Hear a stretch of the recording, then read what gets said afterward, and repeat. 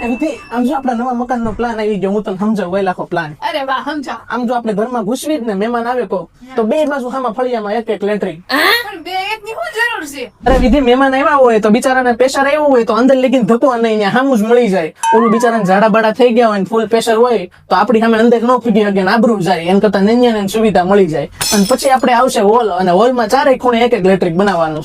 હજી બે તો બાદ બનાવ્યા, પાછા ચાર અંદર.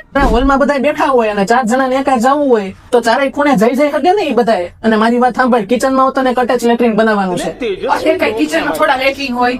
અને કિચનમાં કોઈ રાંધતું હોય, જોરદાર પ્રેશર આવ્યું હોય તો એ નૈયાને સુવિધા મળી જાય ને કે બહાર ન જવું પડે. અને સાંભળ, બેડરૂમમાં તને 2 લેટ્રિક બનાવવાના છે. એ તમે 8 લેટ્રિન તો બનાવ્યા, હજી બેડરૂમમાં હોતન બનાવવા હે. અરે બધા લેટ્રિન ફૂલ હોય તો ક્યાં જવાનું? અગાઉ તૈયારી રાખવી પડે ને આપણે. તો બાથરૂમ ક્યાં બનાવશું? અરે બાથરૂમ ની શું જરૂર છે? 10 લેટ્રિન બનાવ્યા છે, ત્યાં પાણી આવતું જશે ને, ત્યાં નહીં લેવાનું. ખોટી હુકમ જગ્યા રોકવી પડે? આ તો 10 લેટ્રિન તમે ખડકા ફેરમાં, ત્યારે તમારી જગ્યા નથી રોકાતી. હવે તમે બહાર બેસજો, ખુરશી નાખી. કેમ ભાઈ, હું ઘરની બહાર બેહું? અરે આ ઘરનો પ્લાન નહીં, સુલભ શૌચાલયનો પ્લાન લાગે છે. હવે બેસજો બહાર, તમે 10 રૂપિયા ઉઘરાવે. क्या सोच है रे तेरी।